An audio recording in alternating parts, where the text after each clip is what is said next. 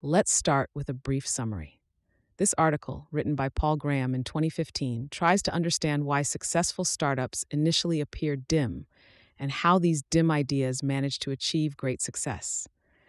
Graham claims these dim ideas often fill a future gap, and founders generally struggle to fully articulate why these ideas are promising. When encountering a new startup idea, Graham asks the question, could this be the next Microsoft's Altair Basic? Suggesting that every new idea could potentially be a success story.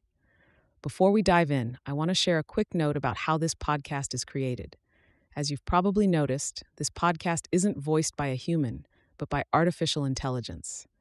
I'm obligated to inform you of this beforehand due to the rules of AI services. This podcast is made possible by our sponsor, Wope.com, an AI startup that combines content marketing with artificial intelligence to significantly boost traffic and revenue of your startups. For all the latest content, be sure to follow me at x.com/yigithkoner. Now let's turn our attention back to the essay. The absurdity observed in the initial appearance of successful startups, a case study of Microsoft's Altair. Basic original title. What Microsoft is this Altair Basic of?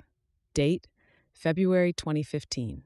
One of the most valuable exercises you can try if you want to understand startups is to look at the most successful companies and explain why they were not as lame as they seemed when they first launched.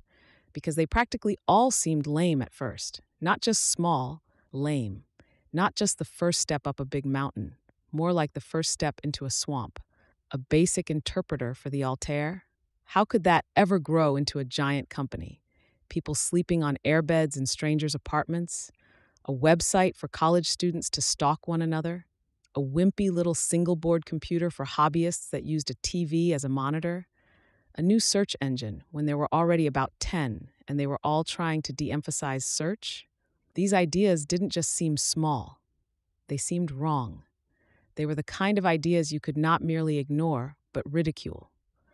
Often the founders themselves didn't know why their ideas were promising. They were attracted to these ideas by instinct because they were living in the future, /paulgraham.com/startupideas.call, and they sensed that something was missing. But they could not have put into words exactly how their ugly ducklings were going to grow into big, beautiful swans.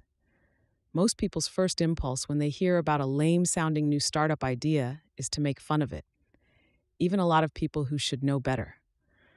When I encounter a startup with a lame-sounding idea, I ask, what Microsoft is this the Altair Basic of? Now it's a puzzle, and the burden is on me to solve it. Sometimes I can't think of an answer, especially when the idea is a made-up one.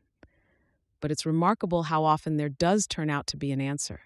Often, it's one the founders themselves hadn't seen yet.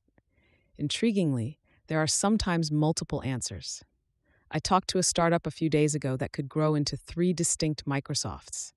They'd probably vary in size by orders of magnitude, but you can never predict how big a Microsoft is going to be. So in cases like that, I encourage founders to follow whichever path is most immediately exciting to them. Their instincts got them this far. Why stop now?